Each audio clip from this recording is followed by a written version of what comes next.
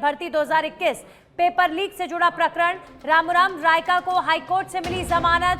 श्रवण राम समेत 52 आरोपियों की जमानत याचिका पर आदेश दिए गए हैं। रामूराम रायका को हाईकोर्ट से जमानत मिल गई है। आरपीएससी का पूर्व सदस्य रामूराम रायका जो मुख्य आरोपियों में से एक है। रामूराम रायका पर आरोप है कि उसने पेपर अपने बच्चों तक पहुंचाया उनके सिलेक्शन के लिए, और उसके बेटे और बेटी दोनों का सिलेक्शन हुआ था, जिसकी वजह से रामूराम रायका को जेल हो गई थी।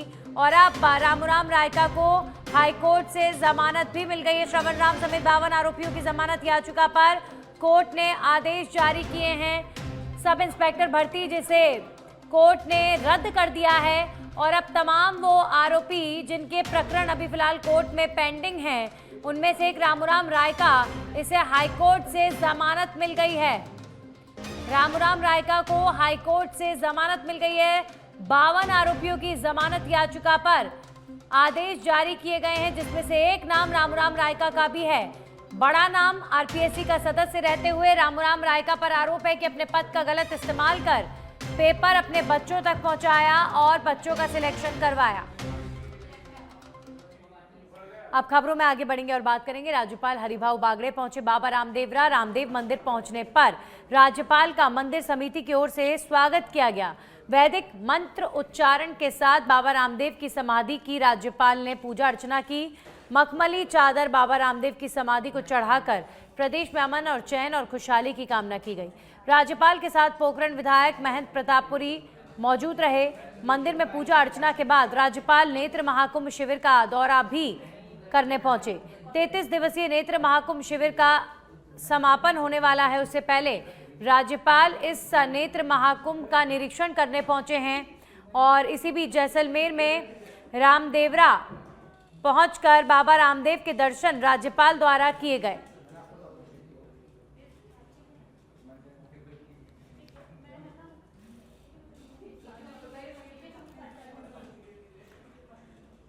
तो राजस्थान के राज्यपाल ने रामदेवरा पहुंचकर बाबा रामदेव के दर्शन किए और इसी बीच नेत्र महाकुंभ का निरीक्षण किया। राज्यपाल का स्वागत कर बाबा रामदेव की प्रतिमा भी उन्हें मंदिर प्रबंधन द्वारा भेंट की गई।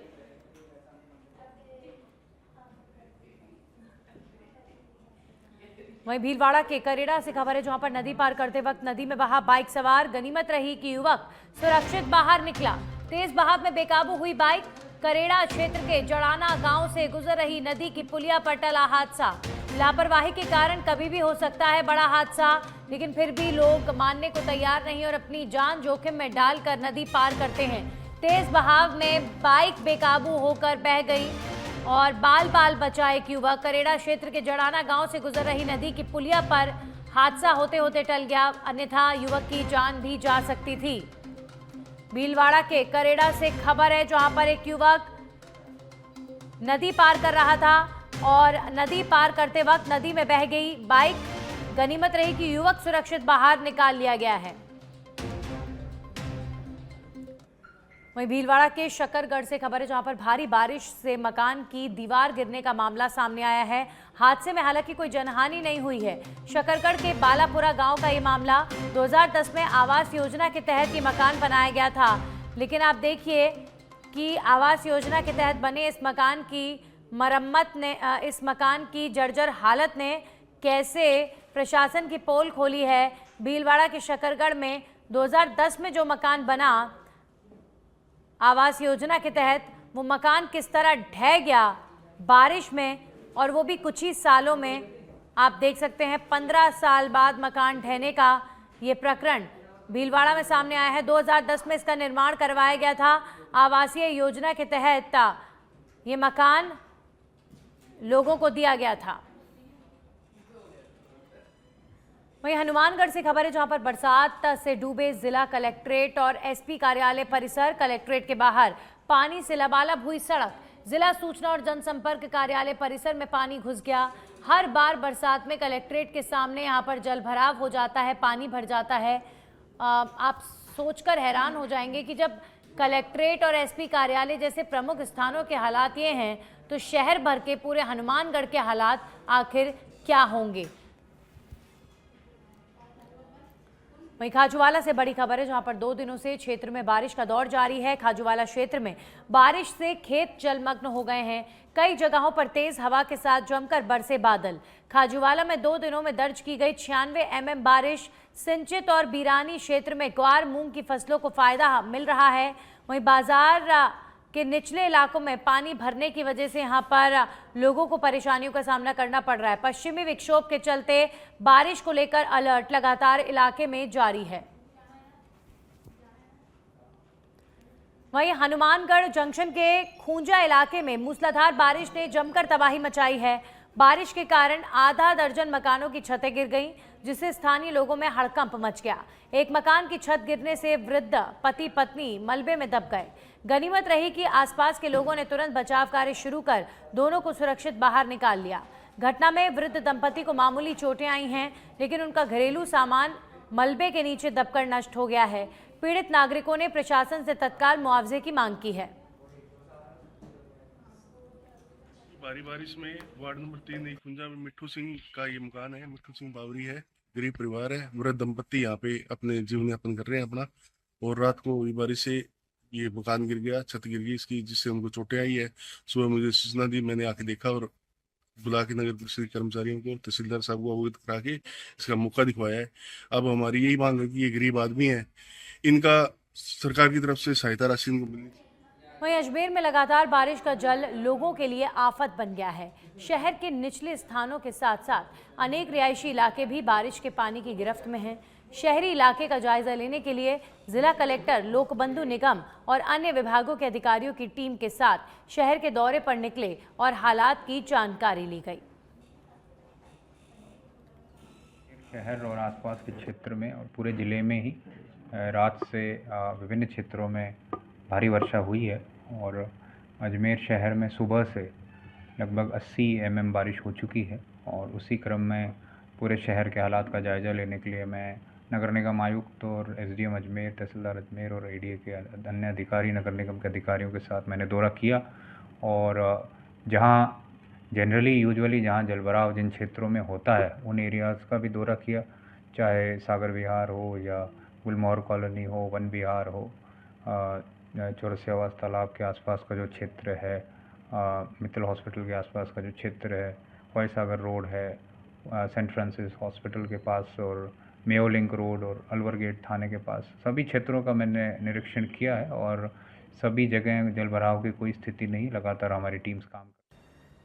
वहीं प्रतापगढ़ से खबर है, जहां पर किसानों के लिए जीवन रेखा माने जाने वाला जाखम बांध आखिरकार छलक गया है।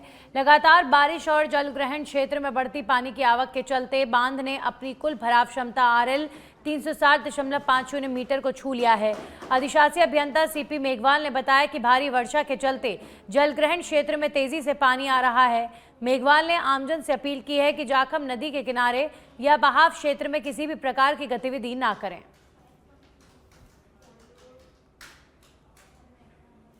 प्रदेश में लगातार जारी बारिश के चलते जनजीवन अस्त व्यस्त है। जिले के सांभर लेक उपखंड क्षेत्र में लगातार हो रही बरसात से बाढ़ के हालात बन गए हैं। बाढ़ की वजह से लोगों और पशुओं का जीवन दुर्भर हो गया है। हालात यहां तक खराब हो गए कि स्टेट हाईवे पर 2 से 3 फीट पानी ऊपर से बह रहा है। स्थिति की गंभीरता को देखते हुए प्रशासन ने फिलहाल स्टेट हाईवे रूपनगर, सांभर, नलियासार और दूदू मार्ग को अवरोधक लगातार लगाकर यहां पर रोक दिया है, जिससे एहतियातन मार्ग पर कोई हादसा ना हो सके। कई गांव में जलभराव से बाढ़ के बन गए हैं हालात। और वस्तु स्थिति का जायजा लेते हुए सांभर उपखंड अधिकारी ने सरकारी, निजी विद्यालय और आंगनवाड़ी केंद्रों की छुट्टी घोषित कर दी है।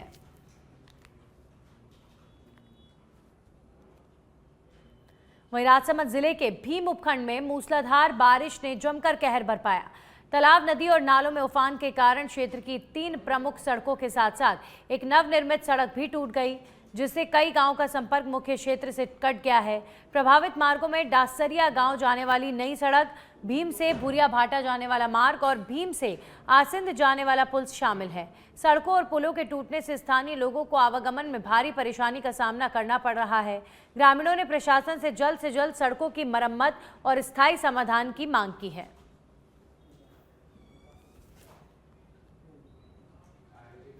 राजस्थान में एक बार फिर रहस्यमयी तरीके से जमीन धंसने की घटना सामने आई है। सरदार शहर तहसील के सोनपालसर गांव में करीब 3 किलोमीटर दूर गोसाई जी महाराज के बीहड़ में अचानक लगभग 50 फीट गहरा गड्ढा बन गया। इस घटना से पूरे क्षेत्र में सनसनी फैल गई और ग्रामीणों में दहशत का माहौल है।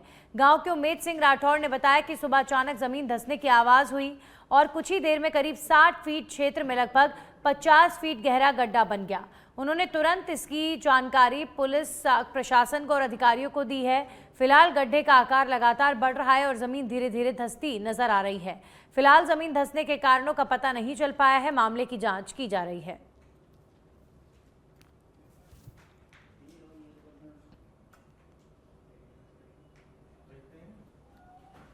सरकारी विद्यालय का मुख्य गेट जर्जर हालत में है, जहां से होकर स्कूल छात्र और शिक्षक विद्यालय में प्रवेश करते हैं। विद्यालय के प्रधानाचार्य जानकारी होते हुए भी नजरअंदाज कर रहे हैं। ऐसे में बच्चों के साथ बड़ी घटना हो सकती है।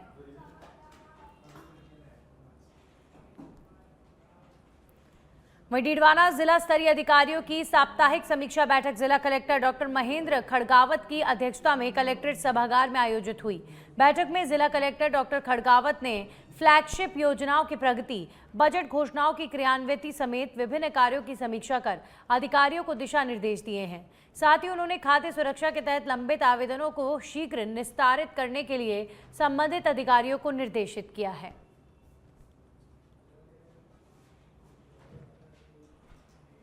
वहीं दौसा में कांग्रेस नेता राहुल गांधी के तहत प्रधानमंत्री नरेंद्र मोदी की मां को लेकर दिए गए कथित अपमानजनक बयान के खिलाफ सिकराय में भाजपा कार्यकर्ताओं ने जोरदार प्रदर्शन किया है।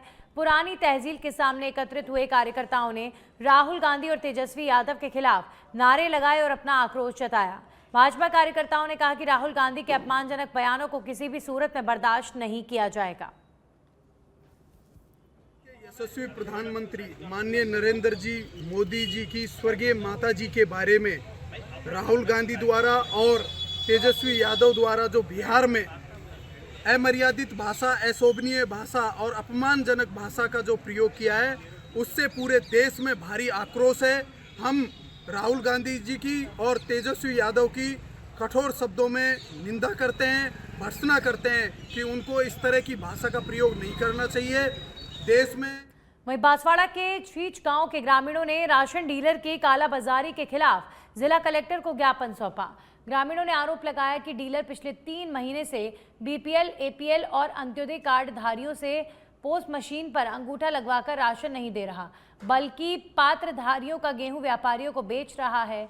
इस भ्रष्टाचार से आमजन को राहत की बजाय भारी परेशानी झेलनी पड़ रही है। ग्रामीणों ने कलेक्टर से तत्काल कार्रवाई कर डीलर को हटाने की मांग की है। साथ ही चेतावनी दी है कि यदि उचित कार्रवाई नहीं हुई तो वे विरोध प्रदर्शन करेंगे।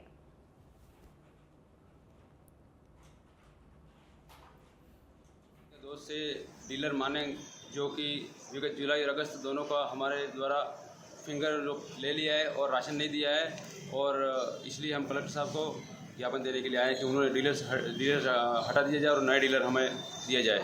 राशन तो 2-3 महीने बाद ही ऐसा ही होता है कि फिंगर ले लेते हैं और बस गेहूँ गायब हो जाते हैं। तो 2-3 महीने में दे देते हैं। सरपंच को शिकायत करते हैं तो वो फ़ोन करता है तो 2 महीने देता है, उसके बाद फिर बंद कर देता है। इसलिए हम चाहते हैं कि वो डीलर चेंज हो जाए और कोई नया डीलर जो हमें इस सितंबर का गेहूँ सप्लाई करे। तो कितने लोग हैं यहाँ तो। वहीं बालोतरा के बायतू में लोक देवता सिद्धश्री खेमा बाबा के मेले में श्रद्धालुओं का जन सैलाब देखने को मिल रहा है। सुबह मंगल आरती के साथ मेले का शुभारंभ और शाम के बाद रात्रि जागरण का आयोजन हुआ। मेले की व्यवस्थाओं को लेकर मंदिर कमेटी अध्यक्ष की पूरी कमेटी, पुलिस प्रशासन तैनात है।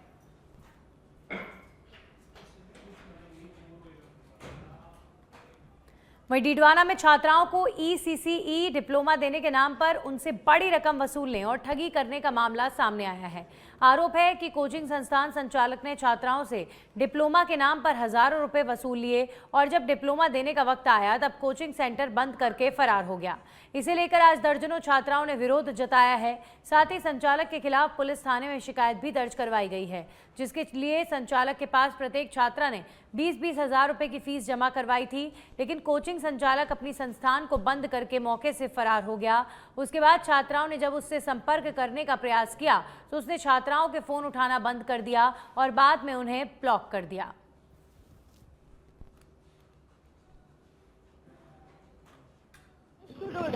हमारे 1-1.5 साल पहले हमारे डीडवाना में आए थे।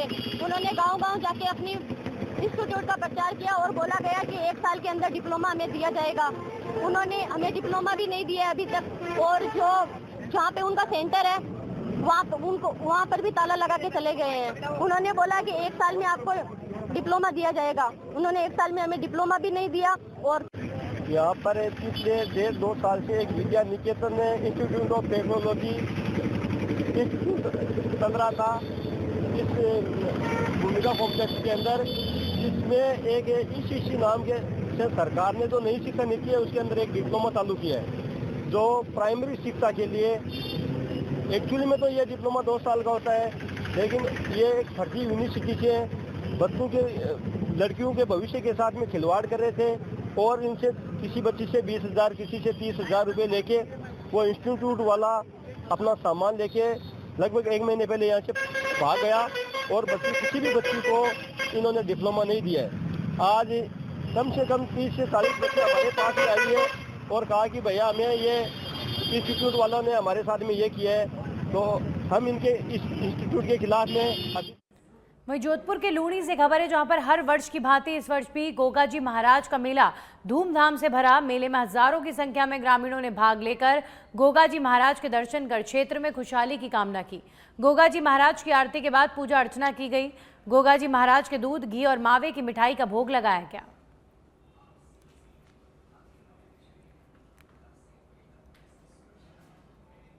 वहीं बारां जिले के अंता पंचायत समिति में प्रधान प्रखर कौशल की अध्यक्षता में राज्य सरकार की योजनाओं की समीक्षा बैठक आयोजित की गई। बैठक में स्वच्छता निर्माण कार्य, प्रधानमंत्री आवास, नरेगा और जीकेएन 2025 जैसे महत्वपूर्ण विषयों पर विस्तृत चर्चा हुई, जिसमें स्वच्छता पर विशेष ध्यान केंद्रित किया गया। प्रधान प्रखर कौशल ने कहा कि 15 सितंबर के बाद ब्लॉक स्तर पर टीमें गठित कर स्वच्छता कार्यों का निरीक्षण किया जाएगा। साथ ही प्रधानमंत्री आवास योजना के तहत आवासों को जल्द से जल्द पूर्ण करने के निर्देश दिए गए हैं।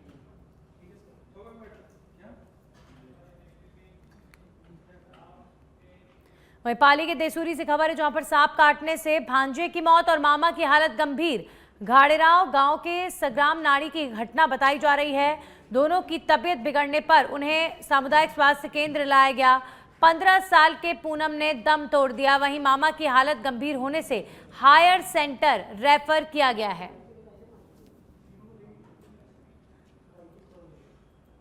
वहीं ऑल ड्राइवर वेलफेयर एसोसिएशन की डूंगरपुर इकाई ने शहर में रैली निकालकर कलेक्टर कार्यालय पर विरोध किया। रैली में निजी कॉमर्शियल वाहनों, इसके साथ ही भारी वाहन और ट्रांसपोर्ट वाहनों के चालक शामिल हुए। उन्होंने 1 सितंबर राष्ट्रीय चालक दिवस घोषित करते हुए केंद्र सरकार से ऑल इंडिया में छुट्टी घोषित करने की मांग रखी। साथ ही कलेक्टर को 29 मांगों का ज्ञापन भी सौंपा गया। हमारी मांग है ड्राइवर दिवस, सबसे बड़ी मांग जो पूरे भारत के अंदर लागू होनी चाहिए। 1 सितंबर ड्राइवर दिवस के नाम से हमारी जो मांग है पूरे भारत में लागू होनी चाहिए, क्योंकि हर दिन का एक छुट्टी होती है। हर होली, दिवाली, कोई और बहुत सारे त्यौहार आते हैं जो छुट्टी के रूप में मनाए जाते हैं।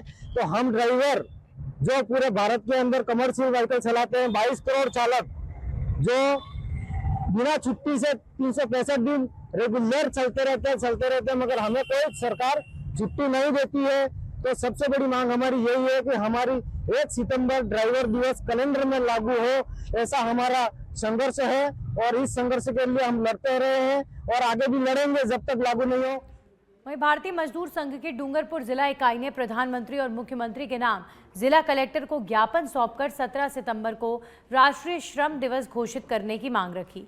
उन्होंने इसके लिए सभी श्रमिकों को इस पर्व को धूमधाम से मनाने की अपील की।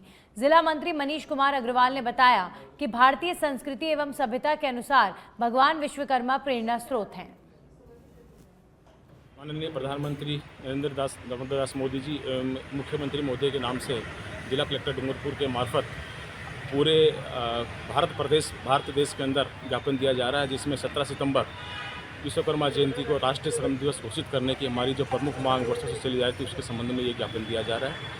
और इस ज्ञापन के माध्यम से प्रधानमंत्री महोदय से हम ये निवेदन करेंगे कि राष्ट्रीय श्रम दिवस विश्वकर्मा जयंती के दिन घोषित।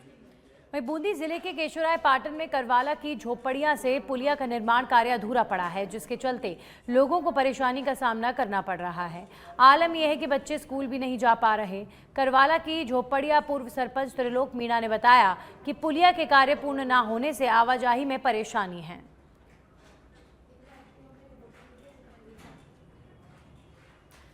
वहीं बाली की बेड़ा नदी में गणपति विसर्जन के दौरान एक युवक के डूबने का मामला सामने आया है। एसडीआरएफ टीम ने सर्च ऑपरेशन शुरू कर दिया है और बड़ी मुश्किल से 18 घंटे बाद शव को बाहर निकाला गया और पोस्टमार्टम के लिए भेजा गया है।